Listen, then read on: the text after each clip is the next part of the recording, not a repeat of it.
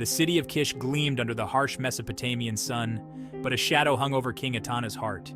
He yearned for an heir, a prince to inherit his throne. Years passed. The queen remained childless. Despair gnawed at Etana. His city, his legacy, felt cursed. One day, a wizened woman approached the throne. "The plant of birth," she rasped, her voice like dry leaves. "Find it, king, and your sorrow will cease." "Where is this plant?" he asked, his voice strained. "At the highest peak, guarded by the gods," the woman replied.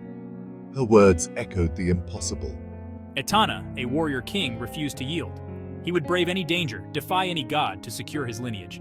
The next morning, armed and resolute, he rode out. His only companion? Shamash, the sun god, whose fiery chariot painted the dawn sky. Etana whispered a prayer. He would need Shamash's guidance on this perilous quest. The journey was fraught with peril. Lions with eyes like burning coals stalked his path. Harpies, their cries like shattered glass, swooped from the sky. Etana persevered. His desire for an heir fueled his every step, his every swing of the sword. But the mountain, shrouded in mist and legend, remained agonizingly out of reach. Weeks bled into months. Etana, weary but undeterred, found himself in a desolate valley. Towering cliffs, scarred by time and wind, clawed at the sky. It was there, amidst the silence of the rocks, that he saw it. A shadow, immense, powerful. An eagle, larger than any he had ever seen, descended from the clouds. Fear gave way to awe. This was no ordinary creature. This was an envoy of the gods. The eagle landed before him, its amber eyes burning with ancient wisdom.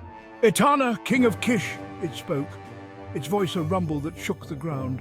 "Why do you trespass in this forbidden place?" Etana, humbled, knelt before the majestic creature. "Great eagle," he began, his voice heavy with longing, "I seek the plant of birth. Help me reach it, and I swear you will be honored for eternity." The eagle regarded him with an unblinking stare. Finally it spoke.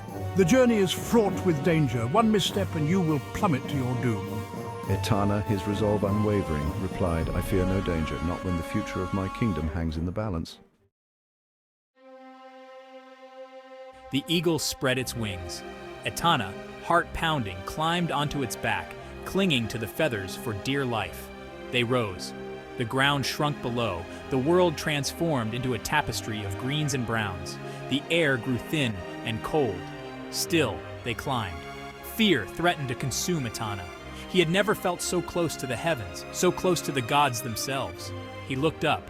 The eagle's eyes burned with an inner fire, fixed on some distant point above. He was not alone in this. Shamash, a blazing orb in the sky, watched over them. Suddenly the eagle swerved. Etana gasped, his grip tightening. Below, a monstrous serpent, scales glinting like obsidian, lashed out with snapping jaws. The eagle shrieked, the sound echoing through the heavens, and plunged into a steep dive.